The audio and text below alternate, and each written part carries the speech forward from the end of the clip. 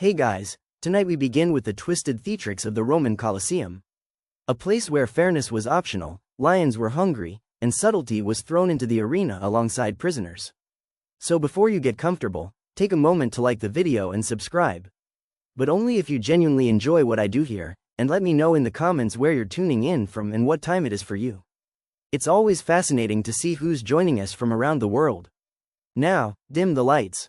Maybe turn on a fan for that soft background hum. And let's ease into tonight's journey together.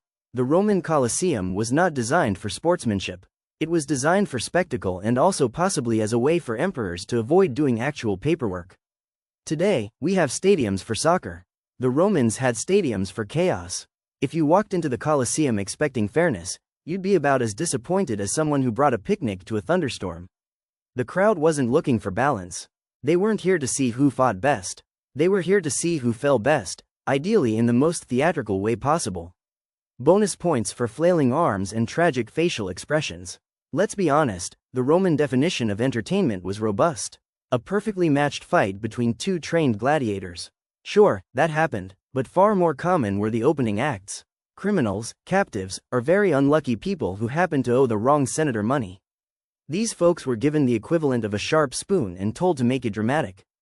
And dramatic they made it. The Colosseum wasn't just a stadium. It was a form of civic therapy. Life in ancient Rome could be stressful. Plagues, grain shortages, and the occasional fire. Watching someone else have a really bad day in a controlled environment was how people coped, and it was free. Funded by the emperor, the games were a very public, please like me gesture. You got grain, a seat, and a view of someone running from an angry elephant. What more could you want? Even the architecture encouraged inequality. The emperor had the best seat. Senators got cushions and everyone else got a stone bench and sunstroke.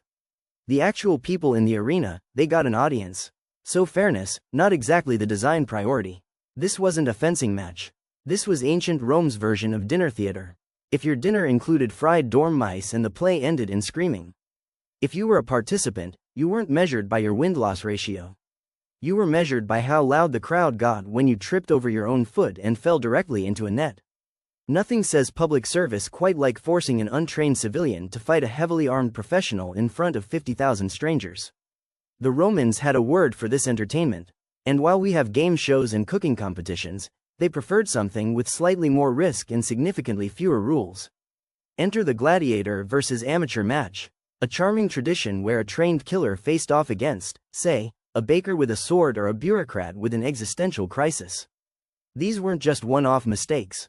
These were planned. Sometimes the amateurs were volunteers.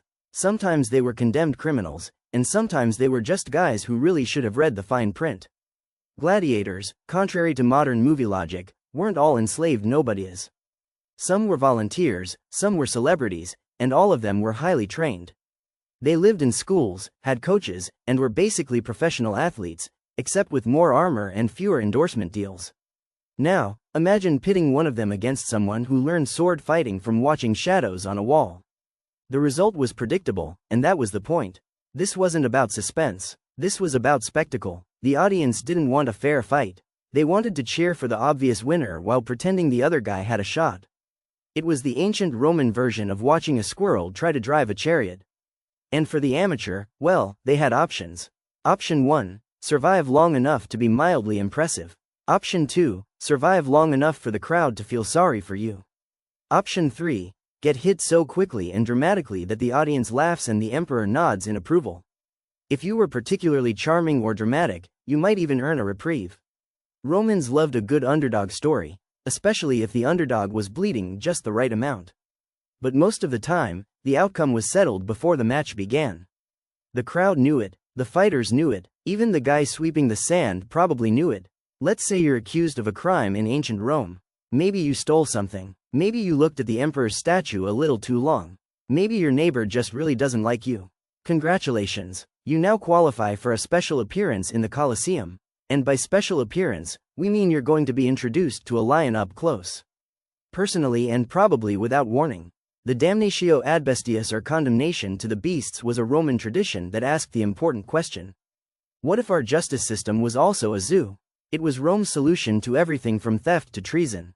Throw the accused into the arena, open a gate, cue the music and the panic. The lions weren't ordinary cats either.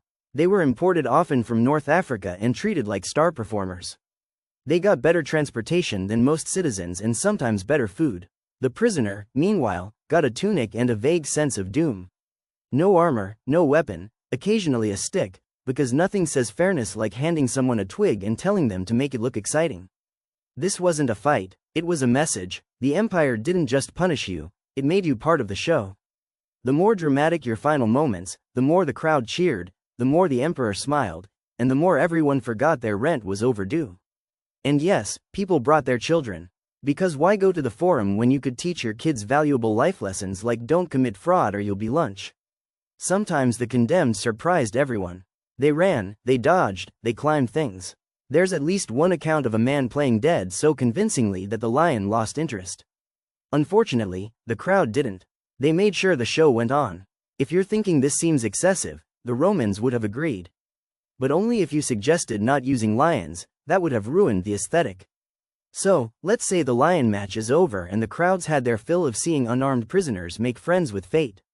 What's next? Naturally, let's arm some people and send them back in, but with more animals and weirder ones. Enter the Venons, Rome's version of man versus wild, if the wild was extremely annoyed and the man was wearing gladiator sandals. These were staged hunts where specially trained fighters, or let's be honest, whoever was available and didn't owe too many favors, were given weapons and told, try not to look nervous. The Colosseum would be transformed into a faux wilderness. Fake trees, imported sand, maybe even a bit of shrubbery if someone had the budget. Then wild animals were released. Leopards, bears, ostriches, rhinos, crocodiles, basically anything that could stomp, charge, or deeply confuse an audience. Fighters were expected to battle them with spears, nets, or in some cases absolutely nothing helpful. There are stories of men sent in with slings or sticks, which is exactly as effective as yelling, "Please stop," at a charging boar. And here's the twist. It still wasn't a fair fight, just in the opposite direction. Sometimes the animals were sick, drugged, or starved to make things manageable. Other times they were just dumped into chaos, unsure if they were supposed to attack or audition for a tragedy. Not that it mattered. The goal wasn't survival, it was spectacle. Did the crowd care about the animals? Not especially. If a rhino managed to flip a man into the air like a decorative coin, they cheered. If the man somehow won, they cheered louder. There was no losing, just entertainment. And occasionally the animals teamed up. In one account, a bear and a lion supposedly ignored the humans and started fighting each other. The crowd adored it. The organizer probably got promoted. It wasn't hunting. It wasn't combat. It was what happens when an empire gets rich enough to invent new hobbies and bored enough to turn the food chain into improv theater. By now, the Roman Colosseum had established a theme. Take something brutal and somehow make it weirder. But when they wanted to really impress the audience, they dipped into mythology. Because why simply execute someone when you could recreate a legend while doing it? This delightful tradition was known as fatal charades. Not a game, unfortunately, but a form of public execution that merged storytelling with creative sentencing. Picture a condemned man dressed as Icarus, strapped into fake wings, and pushed off a platform. No, he didn't fly. No, it wasn't subtle. The Romans loved mythology, gods, heroes, tragic endings. So instead of quietly dealing with criminals, they reimagined their deaths as performances. The audience wasn't just watching justice, they were watching art. Violent state fund art. Take the story of Prometheus for instance. In myth, he's chained to a rock and has a certain recurring ego problem. In the Colosseum, they skipped the rock and used stage props. But the eagle, that part was real. Or Orpheus, the tragic musician who tried to rescue his wife from the underworld. The Roman version, a man in a tunic with a harp walks across the arena. And then someone quietly releases a few large, extremely uninterested animals. It didn't end with music. The crowd of course loved it. Finally, culture and entertainment Alan won. You could feel refined for recognizing the myth and still point and laugh when the guy in the Apollo wig tripped over his sandals. Were these performances accurate to the original stories? Not remotely, but accuracy wasn't the goal. Spectacle was. If they remembered the plot correctly, great. If not, they just invented a new version where Hercules loses a foot. To be clear, these weren't plays. The performers weren't actors. They were people who'd been sentenced to death and were now expected to help bring a story to life before exiting it in the final act. No curtain call, no applause, Just a well-timed nod from the emperor and a satisfied crowd who now felt a little more cultured despite the fact that someone had just been Zeused off a scaffold. Just when you think the Colosseum couldn't get more extra, Rome said, what if we made it a lake? Yes, at various points in its early history, the Colosseum hosted mock naval battles called naumachii. Because when you've already turned executions into theater, the next logical step is to simulate a maritime war in a building that is very much not near the sea. Roman engineers, who clearly had both talent and too much time, figured out how to flood the arena floor, not with symbolism, with actual water, the kind that makes boats float, and inexperienced sailors panic. The plan was simple: fill the floor, toss in a few ships, and stage a battle with real people who were often less informed about rowing than the audience. Sometimes these mock battles reenacted famous sea clashes. Other times, it was just teams of captives told, row, fight, and try not to look like you've never seen an oar before. And let's talk about those boats. They were smaller than real warships, of course. You try fitting a full fleet into an amphitheater and see how far you get. But they were still decked out with paint, flags, and very real weapons, which meant there was a good chance that someone was going to fall in or be pushed in or just jump in because it seemed like the better option. The audience watched from above like cruise passengers watching a buffet fire, equal parts confused and delighted. Nobody really cared about naval tactics. They wanted to see if someone fell off the boat in a dramatic way. Bonus points if they screamed something poetic while doing it. And yes, there were moments of drama. Ships colliding, fighters leaping across decks, people accidentally poking their allies with spears. Honestly, it was less naval strategy and more floaty chaos with costumes. Eventually, the Colosseum stopped flooding itself for these shows. Probably because it turns out water and ancient concrete don't make the best long-term couple. But for a while, Romans got their sea battles, their splashing, and their laughs. Even if half the participants couldn't swim and the other half couldn't steer. Sometimes even staged combat wasn't dramatic enough. That's when the organizers rolled out the party pack. Blindfolds, shackles, mismatched weapons, and a general disregard for the laws of physics or common decency. Why? Because fairness is boring, but watching someone try to fight blindfolded, hilarious, for everyone except the person wearing the blindfold. One popular twist was to take a perfectly competent fighter and make their life significantly harder for entertainment's sake. Remove their armor, shorten their weapon, or give them something completely useless, like a net or worse, a wooden sword. Nothing says good luck quite like stepping into the arena holding what is essentially a stick from a child's toy set. Then there were the shackles. Fighters were sometimes chained by the ankles, wrists, or both. Because clearly if you've already trained to survive an armed duel in front of thousands, what you really need is to be physically restrained while doing it. Bonus, it makes dodging a lot more interpretive. Some were forced to fight while tied together. Yes, to each other. It was called the three-legged race of doom. Okay, not officially, but it should have been. Imagine trying to survive with someone else's panic dictating your footwork. One stumbles, both fall, and the crowd loses its mind. Of course, these gimmicks weren't used on just anyone. Gladiators were investments. The ones who drew crowds and had reputations were spared the most ridiculous setups, unless the audience was bored and the emperor wanted a laugh. Then all bets were off. And let's not forget the occasional surprise opponent. You think you're fighting one guy and suddenly a trap door opens and out comes a second one, or even better, something with claws. Imagine a WWE match where the floor randomly spits out a bear. Ancient Rome did that, but sincerely. None of this was in the rulebook, mostly because there was no rulebook, just a checklist. Is it entertaining? Is it absurd? Can it be cleaned up before the next match? You might assume that the Roman Colosseum in all its chaotic brilliance gave its audience a break between events. A moment to stretch, grab some olives, maybe talk about how well the gladiators were accessorized. And technically, yes, there was an intermission. But in true Roman fashion, even that was turned into a performance. Welcome to the Meridiani, the midday break. While the morning had beast hunts and the afternoon promised gladiator duels, lunchtime was reserved for something a little more procedural, public executions, because nothing pairs with your midday bread roll quite like the empire's idea of due process. These executions weren't spontaneous. They were scheduled, organized, timed with the precision of a stage play. The condemned, usually criminals, deserters, or people who had annoyed the wrong bureaucrat, were brought out for the crowd to see justice being served loudly and without any red tape. No one was expecting drama. This wasn't a fight, it was a warning. Don't be like this guy, the empire said. Also, please enjoy your olives. And the methods, well, let's just say they were creative. Sometimes it was quick, a clean finish, and on with the show. Other times it was needlessly elaborate, especially if the person had made headlines. The Romans believed justice should be efficient, theatrical, and ideally sponsored by someone in a toga. The crowd, by this point, was used to it. Kids asked for better seats. Merchants hawked snacks. No one blinked. If anything, they got annoyed when it ran long. "Come on," someone would mutter. "We're just here for the real matches." That's what makes this part so absurd.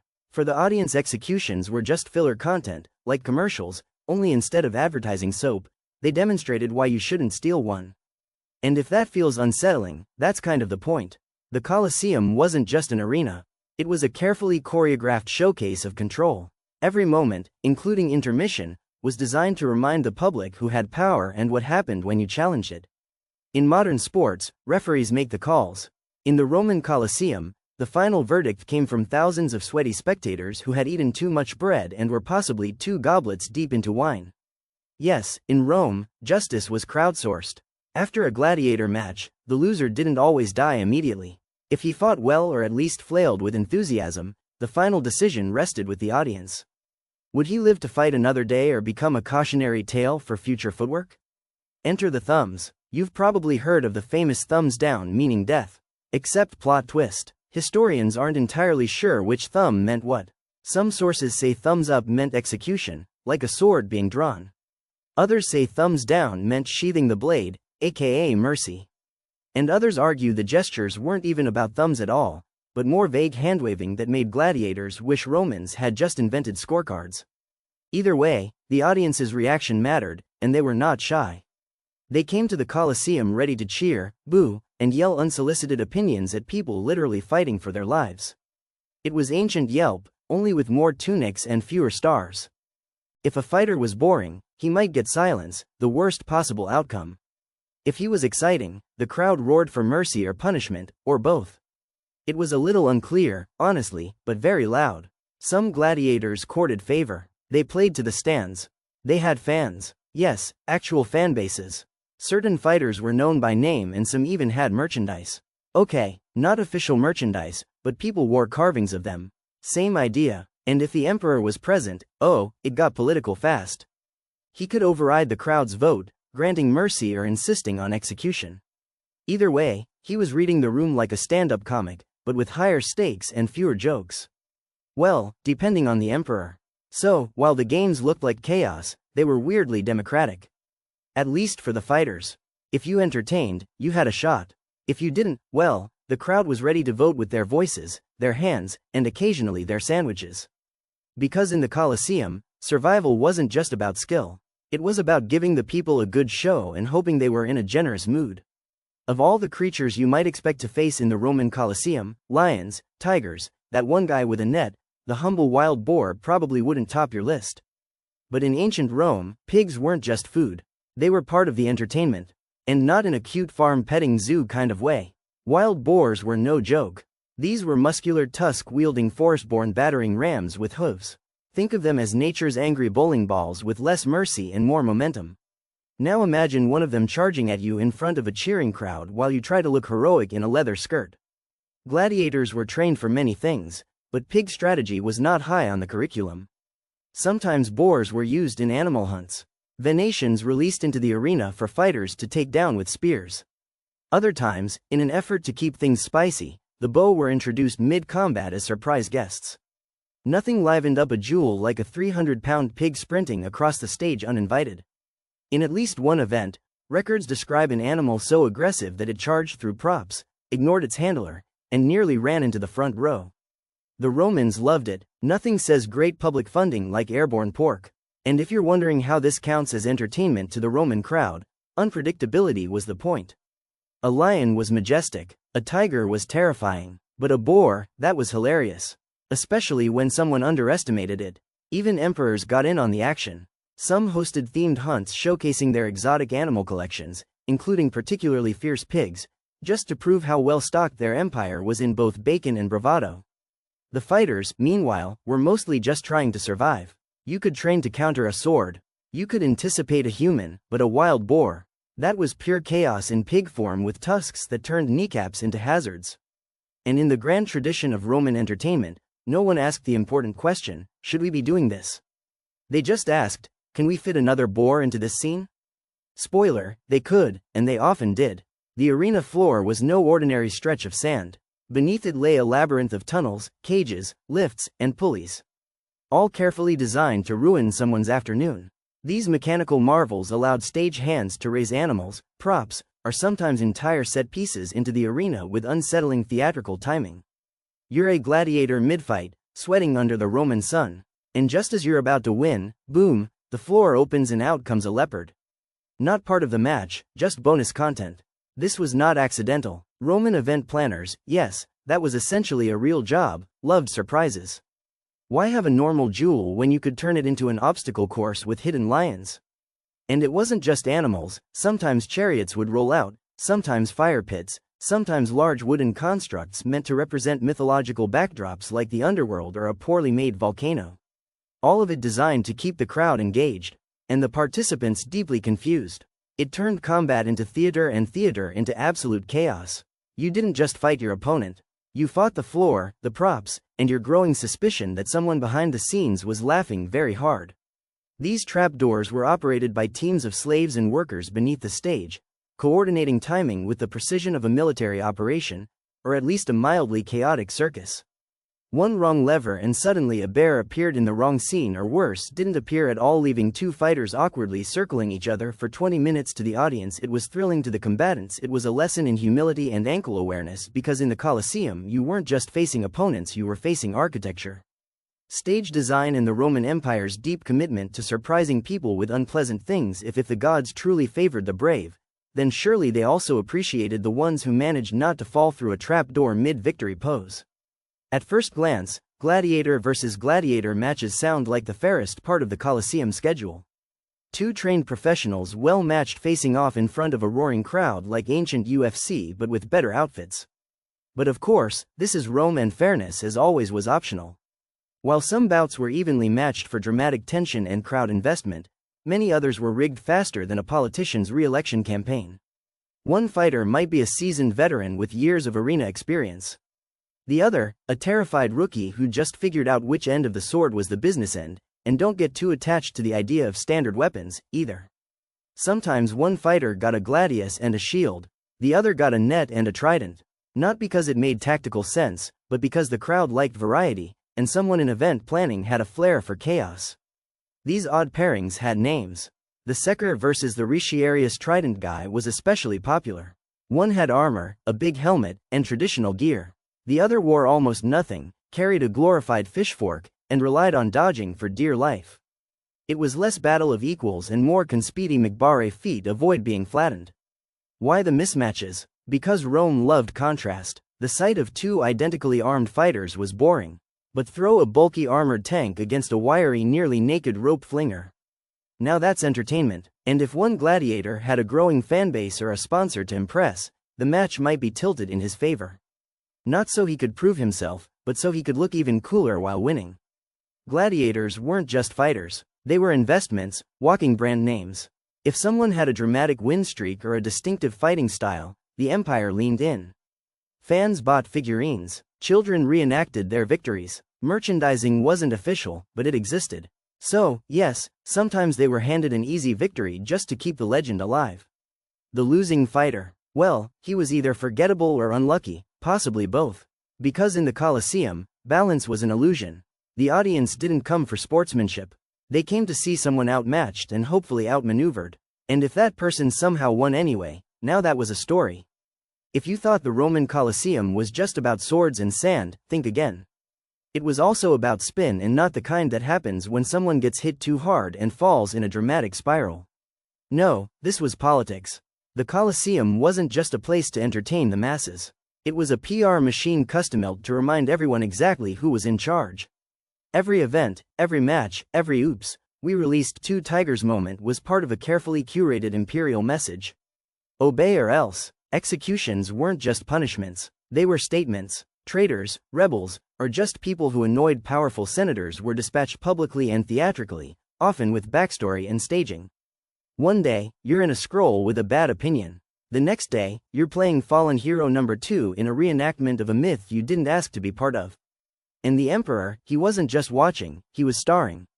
He sat in the best seat naturally, dead center, plenty of shade, and just close enough to the action to nod thoughtfully when someone was decapitated artistically.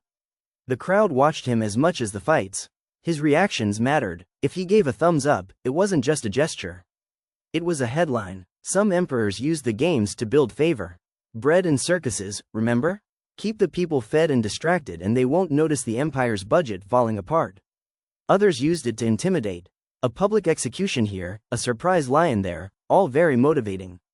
And if you were lucky enough to be a popular gladiator, you could even be used politically. Fight well and you were proof of Rome's strength. Refuse to die properly, suddenly you were a liability. Sometimes entire events were staged around political narratives. Celebrating a military victory. Great, let's reenact it in the arena with extras and actual casualties. Hosting a foreign dignitary. Let's show them a good time with tigers. Nothing impresses a visiting official like a guy in armor jumping over a hippo. So yes, the Colosseum was Rome's most violent press conference. Every splash of sand and dramatic collapse was part of the empire's broader messaging strategy. Rome is strong, Rome is glorious, and Rome is definitely watching. With all the mismatches, trapdoors, weaponized pigs, and political overtones.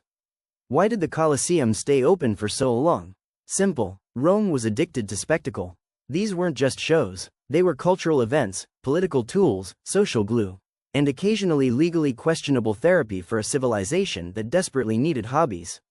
The empire was big, complicated, and frequently on fire, sometimes literally. But give the people a gladiator match, and suddenly everything felt stable. The formula worked. A bored, overtaxed citizen might complain about grain shortages, but toss them a seat in the Colosseum, a snack, and a front row view of someone wrestling a panther in a wig. Suddenly, life wasn't so bad. That's Empire Building 101. Distract, dazzle, repeat. And emperors loved it. The games gave them instant approval ratings. Want to win the crowd after raising taxes? Host a week-long festival? Accidentally insulted the Senate, release some flaming chariots and tigers? Want to make a general feel insecure? Have his enemy play the hero in a restaged myth and forget to tell him it's a metaphor. The Colosseum was the original social media feed, constant updates, constant drama, a place where careers were made, enemies were erased, and your public image could be defined by a single thumb gesture.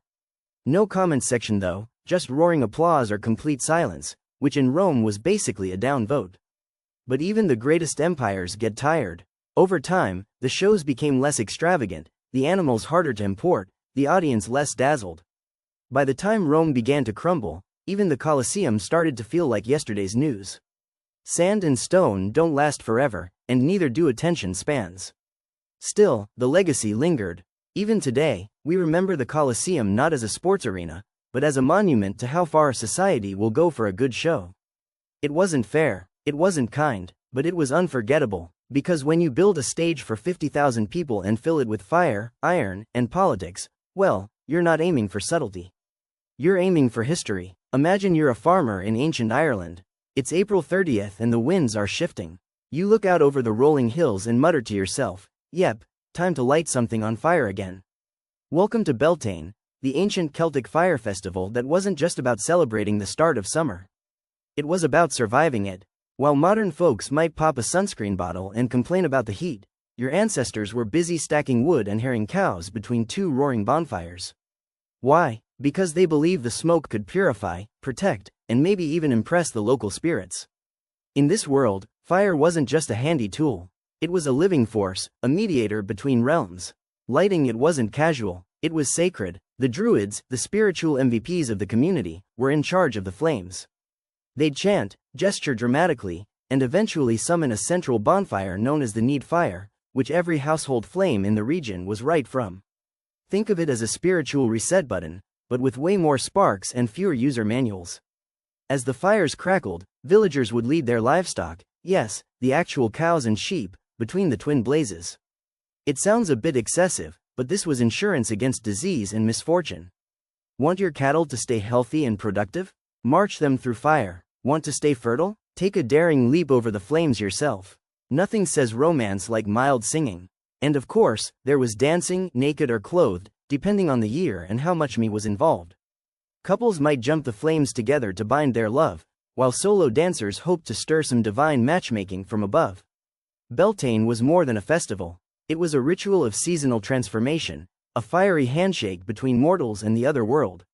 And once the fires died down, the embers were scattered in the fields, spreading the blessing of flame across the land. Now, let's leave the damp hills of Celtic lands and cross into the arid, sun-blasted heart of ancient Persia. Here, fire wasn't something to dance around while hoping your sheep stayed healthy. It was a godly presence, a divine force that had to be fed, revered, and absolutely not sneezed on. Welcome to Zoroastrianism, one of the world's oldest monotheistic religions, where fire wasn't just sacred, it was truth itself. In fact, they called it Ater, a living symbol of Asher, the divine order of the universe. That meant fire wasn't just a helpful kitchen guest. It was a glowing representative of cosmic balance. So, no pressure. The centerpiece of worship was the fire temple where priests known as Meds tended to eternal flames that had been burning for years, sometimes centuries. Think of them as divine janitors with robes armed not with extinguishers, but bundles of sandalwood and eagle feathers for gentle fanning. The idea was that this flame had to be kept alive, unbroken, unpolluted, undisturbed. Letting it go out, that was basically a cosmic offense, a divine oopsie on a legendary scale. These fire rituals weren't limited to static worship either. During major festivals like Sad and Chahashan Basuri, whole communities would light bonfires in public squares to celebrate creation, rebirth, and the ever-ongoing battle between light and darkness. People would leap over the fires while chanting things like, "Give me your red color. Take away my sickly pilar," which, let's be honest, is basically the ancient Persian version of New Year, New Me. Sparks weren't just metaphorical in these moments. The fire became a messenger, carrying prayers to the heavens, while also warding off lurking demons and any bad luck that might have been hiding under your rug. Even funeral rites avoided flame directly touching the dead. Why? Because that would pollute it. Fire needed to stay clean, pure, and judgment-free, like an eternal therapist who's seen it all but never says a word. In the Persian view of things, fire wasn't something to be tamed. It was a sacred thread connecting humanity to the divine blueprint of the cosmos. A warm flickering flame, yes, but also a blazing reminder to keep your soul and your kindling in good order. Now we jog literally into ancient Greece where fire festivals weren't just holy ceremonies. They were full-on athletic competitions. Because when the Greeks honored the gods, they didn't just pray, they sprinted with fire. The torch race or lampodromea was the signature event. Imagine a sacred relay where runners passed lit torches like flaming batons across Athens. And the goal wasn't just speed. It was to keep the flame alive. If you dropped your torch or let it go out, disqualified. Congratulations, you've failed both your city and the divine. These races were held in honor of gods associated with fire and knowledge. Histus, the forge god, and Prometheus, the rebellious titan who famously stole fire from Olympus and gave it to humanity. A bold move that earned him eternal liver-pecking punishment from Zeus, which in Greek mythology counts as a light slap on the wrist. The torch race wasn't just sport, it was ritual theater. By keeping the flame burning, runners symbolized the endurance of divine wisdom passed down to mortals. It wasn't enough to possess the fire. You had to prove you could carry it without fumbling like a butterfingered apprentice in Hephaestus' workshop. And this wasn't a casual jog through the olive groves. The races were often held at night, the only light coming from the flaming torches bouncing through the darkness, casting shadows across temples, columns, and confused livestock. The visual impact was intentional. The gods were watching and you better make it look epic. There were also deeper symbolic layers. Prometheus's gift of fire wasn't just warmth or cooking fuel. It represented intellect, transformation, rebellion. In honoring him with torch races, the Greeks weren't just reenacting a myth. They were subtly reminding themselves of their own clever defiance, their pursuit of civilization.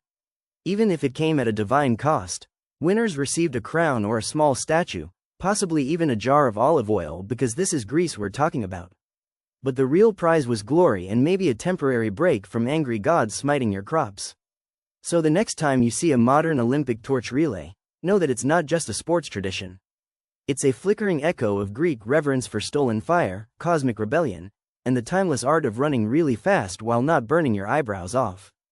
From Greek torch relays, we now turn east to ancient India, where fire wasn't stolen from the gods. It was the god, meet Agni, the Hindu god of fire, who wasn't just a deity of warmth and light, but a cosmic postman. His role deliver offerings from earth to the heavens through fire with perfect reliability. No lost packages, no customer service line. In Vik rituals, the sacred ceremonies of ancient India, Agi was the bridge between humans and gods. Any prayer worth its salt needed fire. And not just any fire. It had to be lit properly, fed with clarified butter, ghee. Basically, the holy nectar of every ritual and accompanied by mantras. These were called yajnas, and they were so important that priests devoted their entire lives to mastering them. Think of it as spiritual pyromania, but with a lot more incense and fewer insurance claims. In a typical yajna, a sacred fire pit called a haven kund was constructed, often in intricate geometric patterns aligned with celestial forces. The fire had to be coaxed into life using friction or sacred chants, not a matchstick in sight. And once it was lit, Agi became alive. You weren't just watching a fire. You were making eye contact with a god. But this wasn't a one-time thing. The most devout households kept eternal fires burning. Flames that never went out, passed down from generation to generation. If a fire died, it wasn't just inconvenient, it was a spiritual emergency. Some even believed it could disturb cosmic balance. Imagine being the guy who accidentally spilled water on a divine flame. Oops, doesn't quite cover it. Fire festivals like Lori and Mackay later evolved to carry this Vedic legacy into seasonal celebrations marking agricultural transitions with bonfires, songs and offerings. It was joy wrapped in smoke, purification dancing in sparks. And unlike some traditions where fire was kept at arm's length, here it was intimate, living, and profoundly respected. Agi wasn't feared like a wildfire. He was honored like an ancestor, a witness to every vow, every birth, every passing soul. If ancient India saw fire as a divine messenger, then ancient Egypt saw it as the very breath of the sun, God himself. Fire here wasn't just a flicker. It was cosmic authority embodied in Ra, the sun god who rode across the sky in a blazing solar bark. And every night he fought off a chaos serpent in the underworld, powered entirely by radiant celestial fire. No pressure, Ra, but let's zoom in on the human rituals. Because while Ra handled the solar commute, Egyptians celebrated with flame, too. Fire wasn't used for warmth. It was a symbol of purification, protection, and rebirth. Temples were designed to catch the morning sun in their darkest chambers as if the gods themselves were turning on the lights. The most famous fire ritual, the Feast of Opet or the Weep Brunette Festival, which marked the new year. It wasn't your average countdown and fireworks situation. It was a multi-day spectacle featuring priests, incense, offerings, and most importantly, ceremonial torches carried in processions. These weren't just for show. The fire represented Ra's rejuvenating energy returning to earth, warding off darkness and illness. It was like spiritual pest control, but with sacred pyrotechnics. Even in honorary practices, fire played a crucial but carefully managed role. Egyptians didn't cremate, that was a little too final for them. But they burned incense and sacred oils during burial rites. The smoke rising from the offerings was believed to carry the soul's essence upward, helping it journey safely into the afterlife. And if the scent happened to please the gods, even better. Priests also maintained eternal flames within temples, particularly those dedicated to Ra or his fiery daughter, Sekhmet, a lion-headed goddess you really didn't want to upset. Her festivals included fire rituals meant to appease her destructive nature. And yes, these sometimes involved beardy red to look like blood because Egyptian gods loved symbolism and mildly theatrical drama. Fire in Egypt wasn't chaotic. It was orderly, celestial, radiant. It came with scrolls, hymns, and complex schedules. Every spark had a script. Now we descend into the jungles and highlands of ancient Mesoamerica, where fire didn't just symbolize life. It was the engine of the cosmos. And keeping that engine running required a bit more than candles and kind thoughts. Among the Aztecs, Maya, and Zapotecs, fire was a sacred force that governed time, agriculture, even human fate. But they didn't mess around with mere festivals. They had kundrakal fire resets. Enter the new fire ceremony held every 52 years when the Aztec calendar completed its sacred cycle. A kind of cosmic Y2K only with higher stakes and fewer IT professionals. As the dreaded date approached, all household fires were extinguished across the land. Cities went dark. People destroyed their belongings. They fasted, prayed, and basically assumed the world might end. Then at midnight, priests ascended a sacred hilltop and performed a heart sacrifice. Only after the heart was burned and the new flame kindled on the chest cavity, yes, really, was the fire declared reborn. From this one divine spark, every household flame across the empire would be rekindled. Fire was rebirth, continuity, and cosmic validation. If the fire failed to light, the sun might not rise again. No pressure. In Maya civilization, fire also played a key role in temple dedications and royal rituals. Newly built temples were awakened with fire. They would literally burn offerings in the central chamber to activate the structure as if inviting divine tenants to move in. And if you were a king, your accession to power required fire rites, including incense burning and sometimes ritual bloodletting just to show you meant it. The Zapotecs were just as committed. Their fire god, Koyo, was closely tied to storms and lightning, and festivals in his honor included bonfires, dances, and occasionally the dramatic burning of symbolic effigies, sort of a divine piñata with a flammable personality. Across all these cultures, fire was a dialogue with the gods, but also a demand. It was hungry and it needed feeding. Not just with logs or copal resin, but with sacrifice. The smoke didn't just rise, it spoke. Now let's sail into the vast Pacific, where islands dot the ocean like stepping stones of fire. For the ancient Polynesians, fire wasn't just a necessity. It was an origin story, a divine inheritance passed down from gods who lived inside mountains. At the heart of many Polynesian fire beliefs stands the goddess Pel, the tempestuous spirit of volcanoes, particularly revered in Hawaiian mythology. She wasn't a calm hearth goddess gently tending your cooking pot. She was a blazing force of nature who created islands with her lava, then destroyed them in a fit of divine rage. Respecting fire in this culture wasn't optional. It was survival. Pel was said to live in the Halama Amau crater at the summit of Kilauea, one of the most active volcanoes in the world. When it erupted, it wasn't a natural disaster. It was Pale expressing herself. Lava flows were seen as her fiery footsteps, reshaping the land according to divine will. People left offerings near craters, flowers, food, chants, sometimes even hair or nails. Because when a goddess is literally remaking geography, it pays to stay on her good side. Fire festivals in Polynesia took many forms, but one of the most mesmerizing was the Sa-Afi or fire knife dance. Still performed in places like Samoa and Tonga, originally part of warrior rituals, the dance involved spinning flaming knives while leaping, flipping, and generally defying common sense. It wasn't just showmanship, it was spiritual display. The fire knife was seen as an extension of inner strength, a dance with ancestral power.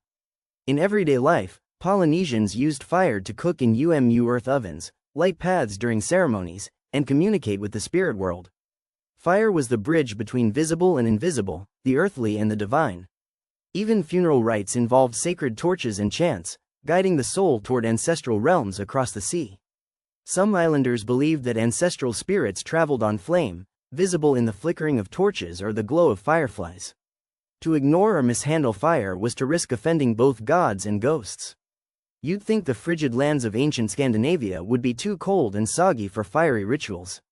But the Norse had a relationship with fire that was anything but lukewarm.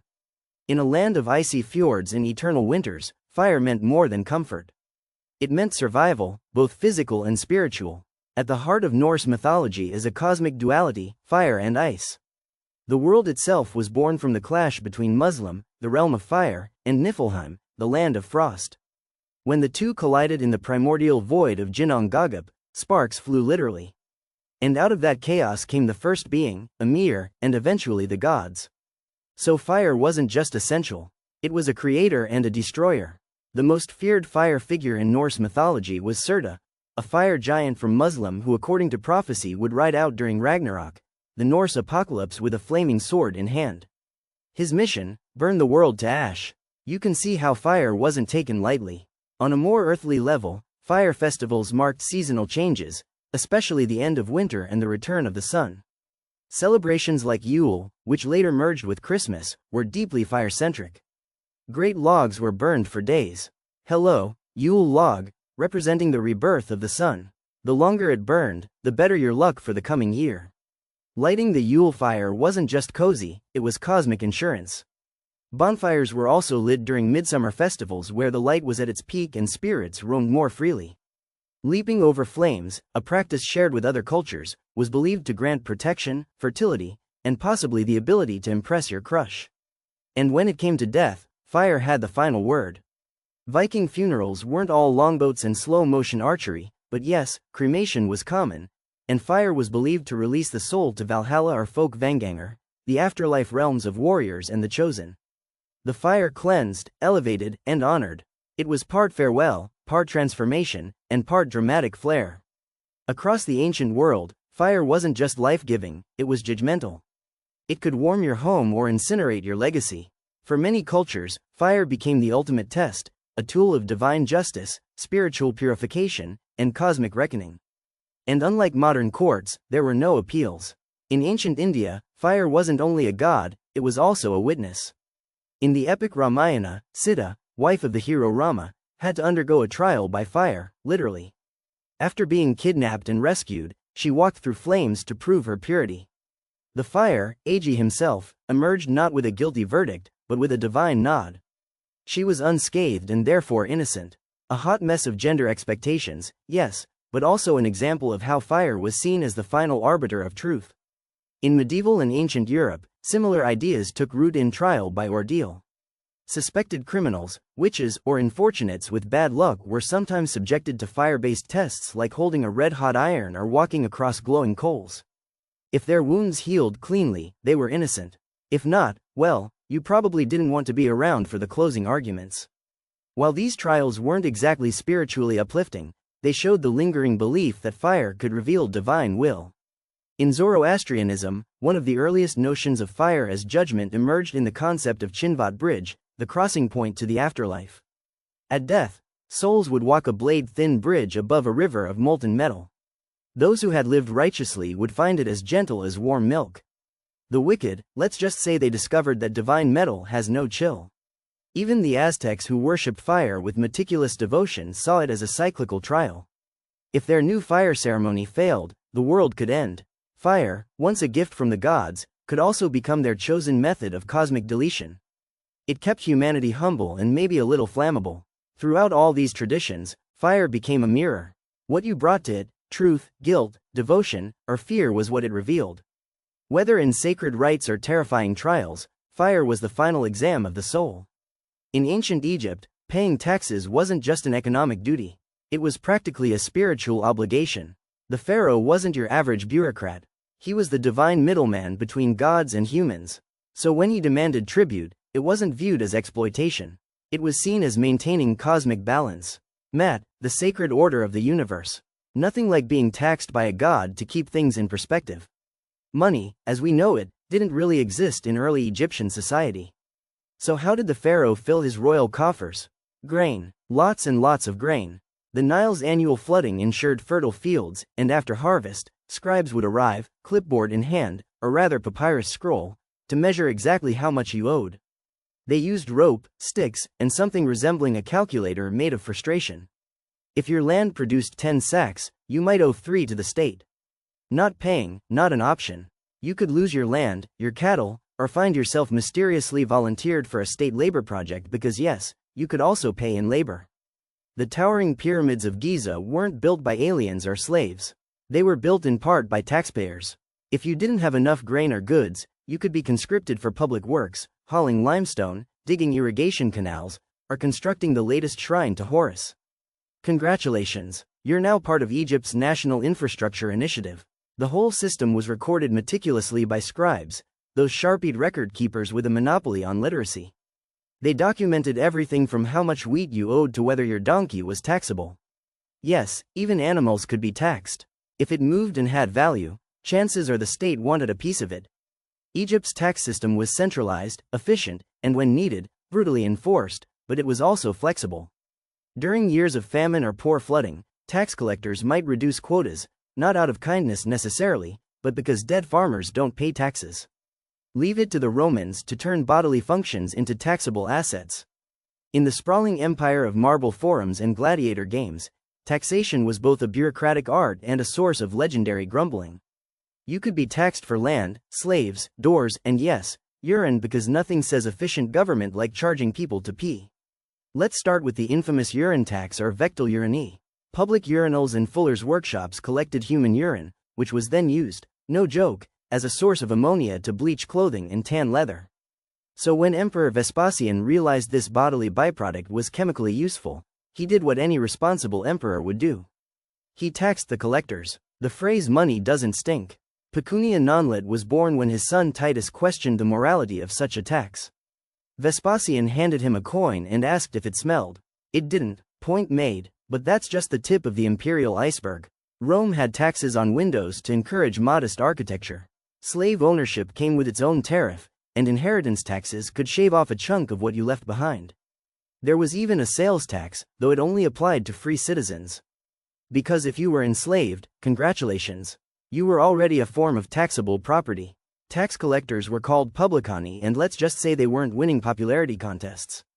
These middlemen paid the state in advance for the right to collect taxes, then squeezed citizens for as much as possible to turn a profit. They were the ancient equivalent of a private collection agency run by a hedge fund. And if you refused to pay, soldiers might show up to help convince you. Despite all this, Roman taxation funded some impressive projects: aqueducts, roads, temples, and military conquests that stretched the empire from Britain to Syria. You could argue that Roman taxes built civilization and crushed it, depending on where you stood. And yes, tax revolts happened. Provinces groaned under the weight of tribute, and more than one rebellion started with the words, "How much?" In the heart of Mesoamerica, the Aztec Empire ran one of the most elaborate and structured tribute systems the world has ever seen. And no, it wasn't based on gold or coins. It was powered by cocoa beans, jaguar pelts, and feathers so fine they made European kings look underdressed. Unlike modern tax systems, Aztec taxation was known as tribute, and it operated like a giant imperial wish list. The emperor didn't need your permission. He needed your region's best products delivered regularly and preferably without excuses. Every city, state, or altar pedal that fell under Aztec control was required to send tribute recorded meticulously by scribes known as calpixa. These men carried detailed codices illustrating what was owed, not numbers but pictures. Piles of maize, stacks of cotton, bundles of obsidian, and yes, sacks of cocoa beans. Think of it as a pictorial invoice from hell. Cocoa beans were especially valuable, not just as food or drink, but as currency. A handful could buy a tamale, a cloak, or a night out at the local human sacrifice.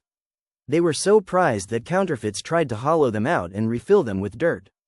Audacious, yes, but also a crime punishable by death. The IRS of Tenochtitlan did not mess around. Tribute items could range from the delicious turkey's honey to the decorative jade gold dust to the downright inconvenient giant logs carried from forests miles away. One province had to deliver embroidered warrior costumes regularly, complete with battle-ready sandals. Another specialized in exotic bird feathers, which were woven into headdresses for nobles and gods alike. Imagine trying to explain to your village why your tax burden is 30 live parrots and 2 jaguar pelts. Sorry, kids. Jaguar chasing day again. Failure to pay tribute could result in violent retribution. Aztec tax collectors weren't shy, and rebellious provinces were often met with military reminders. Compliance was a matter of survival, not civic duty. Despite the harsh terms, the tribute system kept the empire thriving. The capital, Tenochtitlan, was a city of floating gardens, gleaming temples, and markets bursting with goods, much of it paid for by the backs of tributary towns. In ancient China, taxation was less about flamboyant punishments or bizarre goods and more about sheer scale. With a population in the tens of millions and an empire that seemed to go on forever, China built a bureaucratic tax machine so vast and precise it would make Roman senators weep into their wine. Let's start with the basics: rice and labor. During the Han Dynasty, peasants were the economic backbone, and they paid taxes in 3 primary forms: grain, cloth, and corv labor. The grain filled the empire's granaries. The cloth was handed to state officials, and the labor, well, that meant weeks or months away from home working on canals, roads, or the occasional Great Wall renovation. Think of it as tax season, but instead of paperwork, you're hauling bricks through the GOI. As the empire evolved, so did its taxes. The Tang Dynasty introduced the two-tax system, which was meant to simplify things.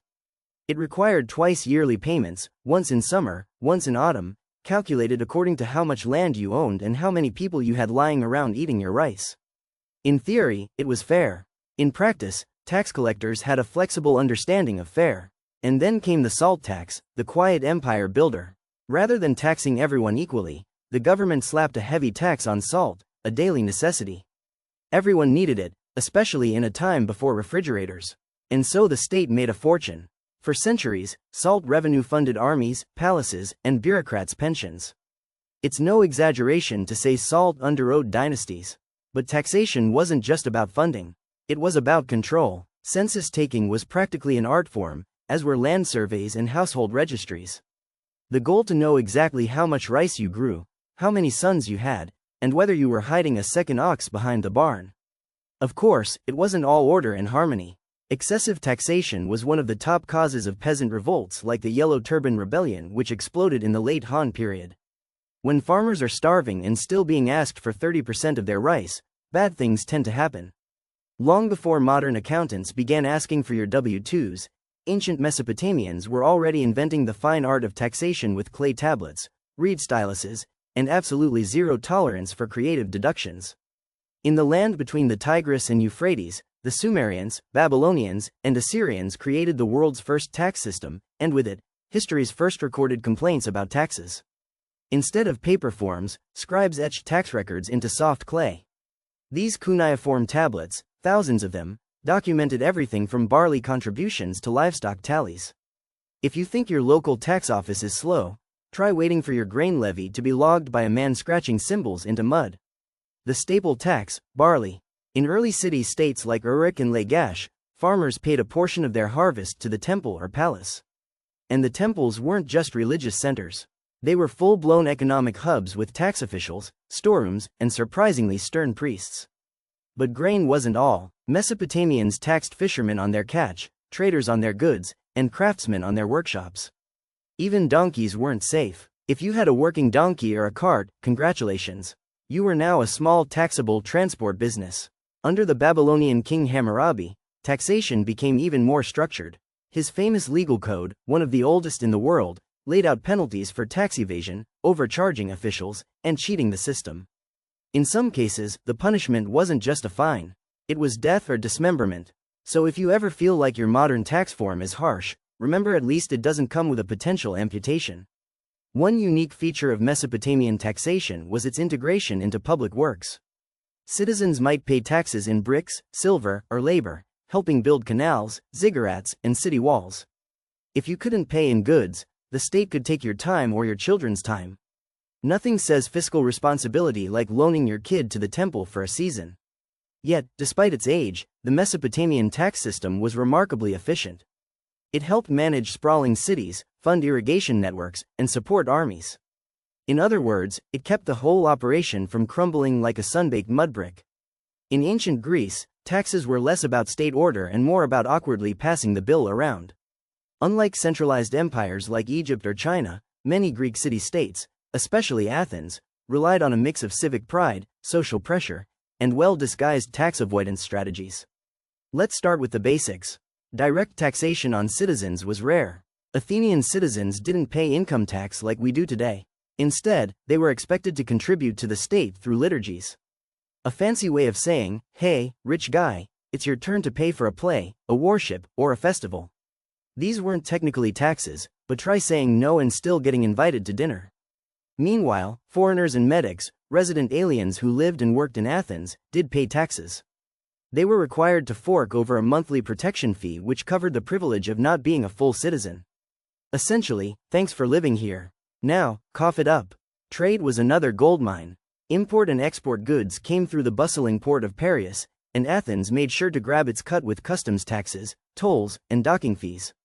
You could tax olive oil, wine, or pottery, just not ideas. Those flowed freely from the mouths of philosophers who naturally had opinions about taxation too. Plato believed that rulers should live modestly and serve the state, not profit from it. Aristotle, ever the realist, saw taxation as a necessary part of governance, though he noted that excessive taxation could lead to rebellion. Meanwhile, the average Athenian just wanted the tax collectors to stay far away from their grape harvest. Which brings us to the real villains of the story, tax farmers. Rather than collecting taxes themselves, Greek states auctioned off the right to collect them. The highest bidder would pay the state up front, then go out and recoup the money, plus plenty extra. These tax farmers were about as popular as wet tunics at a symposium.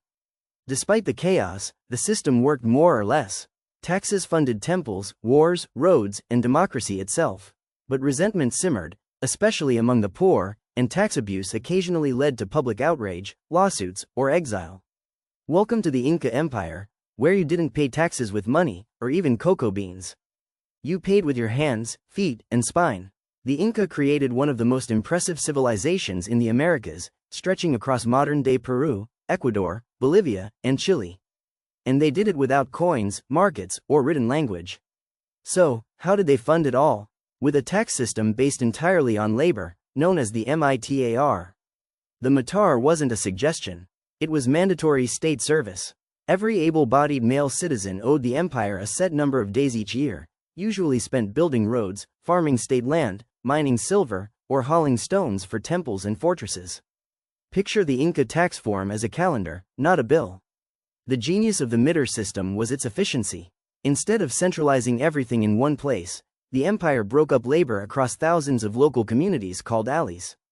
Each who sent its workers when called upon, and in return the empire provided food, tools, and access to communal storehouses.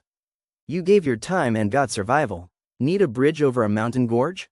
The mitar provided. Need hundreds of miles of paved roads to connect cities like Cusco and Machu Picchu? Mita, want a massive stone temple where each block weighs as much as a bus? Yes, that too. But the taxes didn't stop at muscle. Citizens were also expected to grow crops on state-owned fields, raise llamas for transport, and weave cloth for the military and aristocracy. Entire regions specialized in producing maize, potatoes, or textiles for redistribution. The empire stored these goods in enormous warehouses, kolkas, strategically placed along roads for use in times of famine or war. Unlike many other ancient civilizations, the Incor didn't use tax collectors in the traditional sense. Instead, local leaders kept quipus, knotted cords used to track labor and production. They didn't need writing when they had the world's most complex tax abacus made of string. And yes, resistance existed. After the Spanish arrived, they co-opted the mita for forced mining labor, which quickly turned exploitative and deadly. What had once been a system of communal duty became a nightmare during the Islamic Golden Age from the 8th to 13th centuries. The empires of the Middle East, North Africa, and parts of Europe ran some of the most sophisticated taxation systems the world had seen since Rome. But unlike earlier models of raw extraction, Islamic taxation came wrapped in moral philosophy, religious duty, and meticulous bookkeeping. At the heart of it all was zakat, a religious tax and one of the 5 pillars of Islam. It wasn't just a donation. It was mandatory. Every able Muslim was expected to give around 2.5% of their wealth annually to help the poor, the indebted, and travelers in need. It was a tax designed not to fund palaces or armies, but to promote social justice. Think of it as the original wealth redistribution scheme, only with divine oversight. But zakat was just the beginning. There was also the kharaj, a land tax levied on non-Muslims who farmed conquered lands, and the jizya, a poll tax paid by non-Muslims in exchange for protection and exemption from military service. These taxes weren't arbitrary. They were legally defined, scaled according to wealth, and in many cases negotiated between communities and rulers. Non-Muslims could keep their religions and local customs as long as they paid on time. To manage all this, the caliphates developed a professional class of scribes and accountants. They kept ledgers in Arabic script, tracked markets, and issued receipts. The Diwan or state treasury was not a chaotic chest of coins but a centralized bureaucracy with trained clerks and standardized forms. Think Excel sheets but on parchment. One unique feature of Islamic taxation was its connection to market regulation. Officials known as mktasibs roamed bazaars to ensure fair pricing, honest weights, and moral conduct. If you tried to hide your profits to avoid zakat, the mktasib might appear with a scale, a stern stare, and possibly a citation from the Quran. And while corruption wasn't unknown, there were regular audits and public accountability. Some rulers like Umar ibn al-Khattab were known for walking the streets in disguise, checking that tax burdens weren't crushing the people. In many ways, taxation in the Islamic Golden Age balanced profit with piety. It built schools, hospitals, libraries, and fostered an intellectual explosion that influenced Europe for centuries. In medieval Europe, paying taxes was less about civic duty and more about surviving feudal extortion with most of your limbs intact. While kings and nobles claimed divine right, it was the peasants who felt the weight of every coin, chicken, and bale of hay that disappeared into the tax wagon. The most notorious medieval tax, the tithe. This wasn't a state-imposed levy, but a mandatory 10% of your income paid to the church. That meant a tenth of your crops, livestock, or fish went straight to the local monastery. Refused to pay? You weren't just dodging taxes. You were risking eternal damnation. It's hard to argue with a tax backed by the threat of hellfire. Then came the feudal dues. If you were a peasant, your life was basically a subscription service to your lord. You paid for the land you farmed, for the mill you used, for the oven where you baked your bread. Got married? That was a fee. Inherited your father's field? Another fee. Had a particularly good harvest? Expect a smiling tax collector at your door with his hand out and a list of creative new charges. In England, after the Norman conquest, taxation became even more organized and ominous. The Domesday Book, compiled under William the Conqueror, was a giant survey of who owned what, down to how many pigs you had hiding in the back garden. It was essentially a tax sniper's scope, and no one escaped its gaze. By the 13th century, kings discovered new ways to raise funds, especially for war. In France and England, monarchs began introducing direct taxes on income and property. But with centralized power came resentment. Tax collectors were often hated more than enemy armies. And when the state pushed too far, revolt. The English peasants' revolt of 1381 exploded in response to a brutal poll tax. A flat fee per person regardless of wealth. It was the medieval equivalent of charging a lord and a farmer the same amount and expecting no one to notice. Spoiler, they noticed. Taxation in medieval Europe was a tightrope walk. Enough to fund castles, cathedrals, and crusades, but not so much that it led to pitchforks and fire. And so from cocoa beans to urine, from rice to forced labor, ancient taxation wasn't just about economics. It was about power, control, and the fragile thread between rulers and the ruled. One coin, one grain, one revolt at a time. To the Vikings, death wasn't the end. It was simply the beginning of a new journey. Life was fleeting, unpredictable, and often brutal. But death, that was where the real adventure began. And depending on how you lived, or more importantly, how you died, you could find yourself in vastly different destinations beyond the grave. The most coveted afterlife was Valhalla, the Golden Hall of Odin, where slain warriors gathered to feast, fight, and prepare for Ragnarok, the end of all things. To reach Valhalla, though, you had to die in battle. Ideally while doing something heroic and very bloody. If that wasn't on the menu, there was still Folkvanger, the realm of the goddess Freya, who got first pick of the fallen. It's believed that her hall was equally prestigious, just with fewer head injuries. But not all souls went to warrior paradise. Those who died from sickness, old age, or without enough flair were said to drift to hell, the shadowy realm ruled by the goddess of the same name. Contrary to modern interpretations, hell wasn't necessarily a punishment, just a more subdued afterlife, possibly with fewer drinking horns and battle songs. With such an elaborate spiritual map, it's no surprise that Viking funeral rites were carefully staged performances, part tribute, part guidance system for the soul, and part flex for the living. A well-executed funeral showed respect, wealth, and community status. A sloppy one, that was a recipe for haunting, bad luck, or worse, a dishonored soul wandering without rest. These funerals weren't about closure. They were about ensuring safe passage to the next world and proving that the deceased mattered, both in life and in death. Even the humblest funeral might include offerings of food, weapons, and personal belongings to equip the departed for their journey. And for the elite, the Norse didn't do subtle. Chieftains, warriors, and nobles often received grand send-offs involving ships, flames, burial mounds, animal sacrifices, and entire ceremonies performed with chilling precision. The goal was not just to honor the dead, but to cement their legacy in the sagas and in memory. Because in Viking culture, to be remembered was to live on.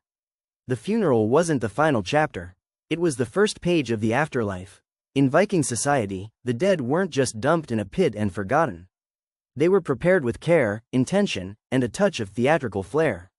If death was a journey, then the deceased needed to be dressed like a traveler and packed like one, too. Once a person passed, their body was washed, combed, and dressed in their finest clothing. This wasn't about vanity, it was symbolic. Cleanliness showed respect, and fine garments helped ensure the deceased entered the next world with honor. A chieftain might be laid out in a rich woolen tunic, his cloak trimmed in fur. A shield maiden might wear embroidered dresses adorned with brooches and beads. Jewelry wasn't just for show. It was spiritual luggage. Weapons were essential. A warrior might be buried with his sword, axe, or spear along with a shield. These weren't ceremonial props. They were actual tools for the afterlife. After all, if you were going to fight all day in Valhalla, you'd want your favorite blade by your side. Even common folk were sometimes buried with knives or simple tools, suggesting that utility mattered as much as status. The dead were also given grave goods: drinking horns, cooking pots, combs, dice, and sometimes food and mead. It's as if they were packing for a very long trip with a few snacks and a bit of entertainment. These objects served practical, religious, and sentimental purposes. In some cases, they were deliberately broken before burial, a practice that may have released the object's spirit for use in the afterlife. Social rank played a big role.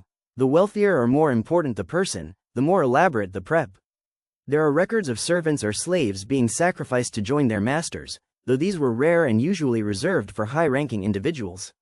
It was brutal, yes, but in Viking belief, it was an honor to accompany your lord into the next world. Once the body was prepared, it was laid out for a time, giving the community a chance to mourn, reflect, and say goodbye. This was also when the orrery rituals would begin in earnest. Prayers, chants, and even ritualized storytelling to cement the dead's legacy. To the Vikings, preparing the dead wasn't a grim task. It was an act of love, of respect, and of cosmic responsibility. They weren't just dressing a corpse. They were arming a soul for the journey beyond. When most people think of Viking funerals, they picture a flaming ship drifting into the horizon, sails ablaze, carrying a warrior to Valhalla. It's an image burned into pop culture. Cinematic, dramatic, and just a little impractical. But how accurate was it? The short answer: partly true, partly poetic license. Vikings had a deep relationship with ships. These weren't just modes of transportation. They were symbols of power, status, and life itself. To be buried in a ship or even with part of one was the ultimate farewell for seafarers, warriors, and nobles. It represented a return to the sea, to the gods, or to the great journey ahead.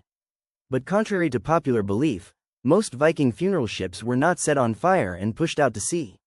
That image likely comes from a combination of later medieval myths and 19th-century romantic paintings. In reality, full ship burials were rare and expensive. When they did happen, the ship was usually placed on land, the body and grave goods arranged inside, and the whole structure was either buried under a mound or set on fire in place. One of the most famous examples is the Oseberg burial found in Norway. It contained a beautifully carved ship holding two women richly dressed, surrounded by textiles, sledges, and animal sacrifices. No flames, just earth and legacy. Another example, the Gestad burial held the body of a chieftain, his weapons, tools, and even sacrificed horses. Again, no water, no fire, just honor and craftsmanship. That said, there were cremation burials involving boats or symbolic representations of them. In some regions, smaller boats or boat-shaped outlines made of stones were used in cremation ceremonies with the pea built directly on the ship. These events were spectacular, if not logistically simple. Burning an entire boat took a lot of wood, space, and nerves of steel. The fire wasn't just for show. In Viking belief, fire purified the soul, sending smoke upward to the gods. It also prevented the dead from returning as restless spirits, a very real fear in Norse mythology. Viking funerals weren't just solemn affairs. They were investments in the afterlife. The dead weren't sent off empty-handed. Instead, they were loaded up with grave goods. The kind of spiritual starter pack designed to ensure comfort, status, and survival in the next world. Let's start with the essentials. Almost every Viking burial from simple farmer to powerful jarl included tools, weapons, and personal belongings. A man might be buried with his sword, axe, or bow. A woman might have keys, brooches, weaving tools, or even cooking pots. These weren't symbolic trinkets. They were believed to be used by the soul after death in whatever realm they were bound for. Whether Valhalla or Hell, no one wanted to show up unarmed or without proper home goods. Wealthier individuals received more elaborate send-offs. Some burials include drinking horns, board games, imported silks, musical instruments, and entire carts or sledges. One woman in the famous Oseberg burial was interred with an ornate wagon, 5 intricately carved animal heads, and dozens of textiles, enough to open a boutique in the afterlife. But what really set Viking funerals apart was their use of animal sacrifice. Horses were common companions in elite burials, symbols of status, transportation, and power. Archaeologists have uncovered graves with multiple horses, carefully arranged, clearly sacrificed for the occasion. Dogs, hawks, and even oxmen also make appearances, each likely chosen for specific spiritual or symbolic reasons. In some cases, the sacrifices extended beyond animals. Slaves or servants might be killed and buried alongside their master. This wasn't casual cruelty, it was considered a form of loyalty or service. Though from a modern perspective, it's undeniably grim. Some accounts like that of Ahmad ibn Fadlan describe shocking rituals where a slave girl was ritually killed to accompany a chieftain into the afterlife, believing she would continue to serve him in death. Everything placed in the grave, living or lifeless, had a purpose. The Vikings believed the soul needed support, just as it did in life. Grave goods were gifts, provisions, and protection meant to carry status and functionality across the cosmic divide. In Viking culture, death didn't just take someone from the world. It left a mark on it, and that mark was often massive, unmistakable, and visible for miles. Enter the burial mound or hogar in Old Norse. A carefully crafted hill raised over the dead to honor their life, their deeds, and let's be honest, their social standing. These weren't just piles of dirt. Viking burial mounds were deliberate monuments built with labor and care. A chieftain's mound might be raised over a buried ship or wooden chamber, filled with grave goods and sealed with layers of stone and soil. Some were covered in turf to blend with the landscape. Others left raw and stony, a permanent message to the living. Someone important lies here. The size of the mound mattered. Bigger mound, bigger legacy. These weren't just graves. They were status symbols, visible reminders of a family's power, wealth, and ancestry. In some cases, mounds were arranged in specific patterns, forming ship shapes or ritual alignments with celestial events. Yes, Vikings were practical, but they were also deeply symbolic. These mounds also served a communal role. They became sacred places, sites of remembrance and storytelling. Families might gather there for seasonal rituals, feasts, or oaths. The burial mound became a bridge between generations, between the living and the dead. And sometimes they weren't content to bury just one person. Mounds could contain multiple graves, added over time, turning a single burial into a dynastic monument. In this way, land wasn't just occupied by the living. It was claimed by the dead, shaping identity and memory for centuries. Not all Viking burials were so grand. Common folk might receive flat graves or simple stone circles, especially in regions where soil and space made mound building impractical. But even these had care. Grave goods, cremation remains, and orientation with the sun or stars. It was a reminder that even in modest death, the Viking spirit sought meaning. To burn or to bury? That was the Viking funeral dilemma.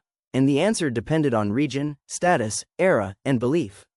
While modern Viking imagery tends to lean heavily toward dramatic flames and fire-lit farewells, the truth is more nuanced. Vikings used both cremation and inhumation, often side by side in the same communities. Let's start with cremation. In early Viking periods, especially in Sweden and parts of Denmark, cremation was the dominant rite. The body would be placed on a funeral pyre surrounded by grave goods and set ablaze. The fire was not just destruction. It was purification, a spiritual release. The rising smoke carried the soul upward, perhaps to Odin, perhaps to another realm entirely. After the flames died down, the ashes and charred bones were carefully collected and either buried in an urn or scattered in a stone-lined grave. But cremation wasn't just about reaching the gods.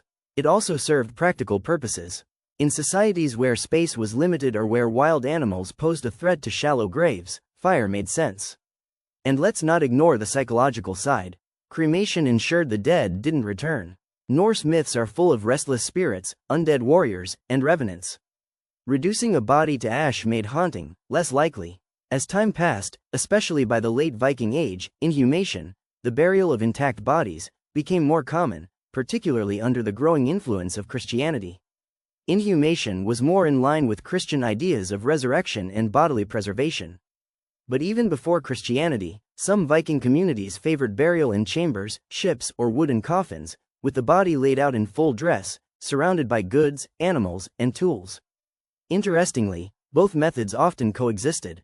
A chieftain might be cremated on a pyre while his wife was buried nearby, or cremation might be used for warriors while inhumation suited farmers and traders.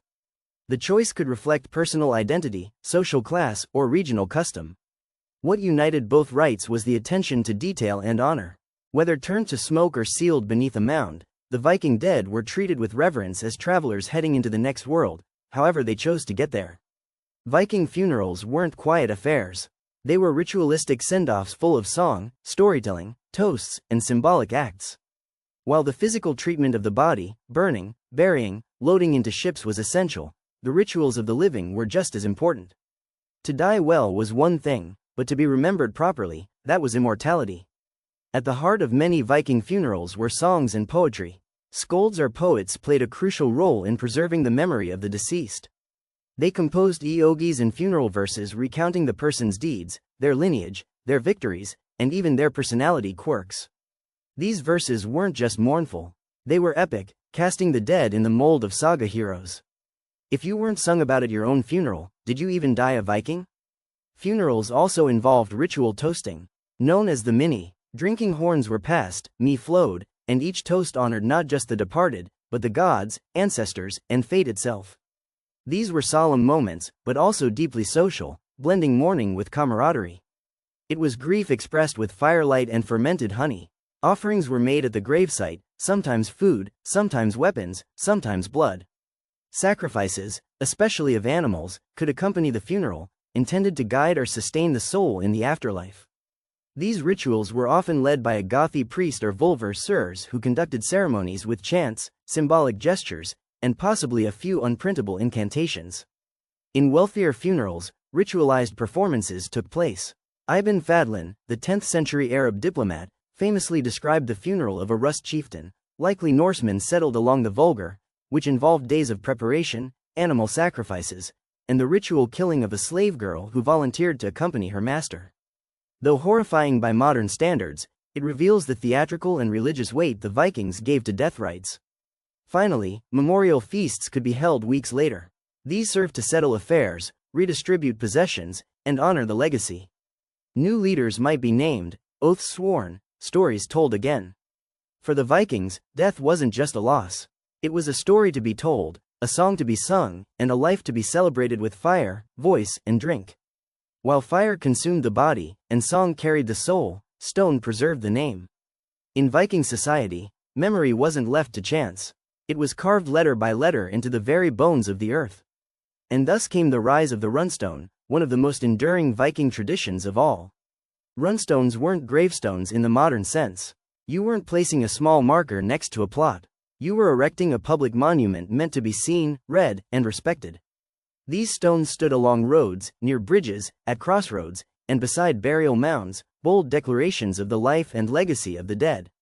The inscriptions were written in runic script, an alphabet used across the Norse world. Some were simple. Gunnar raised this stone in memory of his brother. Others were sprawling epics recounting voyages, battles, and deeds. Some even included curses for anyone who dared deface or move the stone. If you move this stone, may your bones rot and your cattle give no milk. Vikings didn't mess around, and while many stones honored warriors and chieftains, others memorialized merchants, travelers, and even women. A famous example is the Jelling stones in Denmark. Massive runstones erected by King Harald Bluetooth to honor his parents and declare the Christianization of Denmark. They blend pagan tradition with emerging Christian influence, showing how runstones adapted over time. The act of carving a runestone wasn't cheap. It required a skilled rune master, time, and a hefty piece of stone, usually granite or sandstone. But the reward was eternity. To raise a runestone was to say, this life mattered. This person will not be forgotten. Even centuries later, their words still speak across time. Some runstones included images, ships, weapons, animals, or symbols of power. Others were more abstract, twisting runes into serpent shapes or dragon curves. The artistry was as much a statement as the message itself. In a world of oral tradition, where most stories were passed by voice, the runestone was a physical anchor, an unignorable reminder carved into the world itself. For all their strength and stoicism, the Vikings had one lingering fear that fire, stone, or sword couldn't easily solve. The dead who wouldn't stay dead.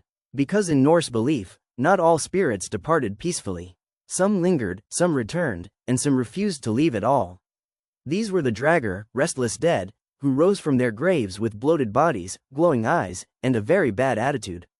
They weren't airy ghosts. They were corporeal, dangerous, and spiteful, known to crush bones, break doors, and sometimes sit on sleeping people like a sweaty boulder of vengeance. The Viking version of a horror movie, except you might actually know the guy from your village. What caused a person to become a Draugr? Usually a bad death or a bad life. Greedy, violent, or dishonorable people were prime candidates. So were those who had unfinished business. jealousy, revenge, a sword debt, or just a deep hatred for their relatives. A poorly executed funeral could also result in an unhappy spirit. If the burial rites weren't performed properly or if the grave goods were stolen, the dead might decide to check back in. To prevent this, Viking funerals included protective rituals. Sometimes the body was buried with heavy stones placed on top to literally pin it down. Other graves show signs of being pierced with spears or stakes, a just-in-case strategy that would make any modern vampire hunter proud. In cremations, the body was burned thoroughly, not just for purification, but to destroy the form the draugr could return in. But not all lingering dead were evil. Some were ancestral spirits offering guidance or watching over family lands. These spirits, called fillor or disir, could be protective if treated respectfully. They were often honored with seasonal offerings and quiet prayers at burial sites. Even the afterlife wasn't free from tension. A warrior's soul might spend eternity fighting in Valhalla, which sounds glorious until you realize it's a forever war with no weekends. The Vikings embraced the idea of struggle even after death. Ultimately, death was never just an ending. It was a beginning, a warning, a haunting, and a story.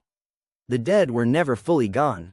They lingered in smoke, in song, in stone, and sometimes in footsteps you didn't expect to hear behind you.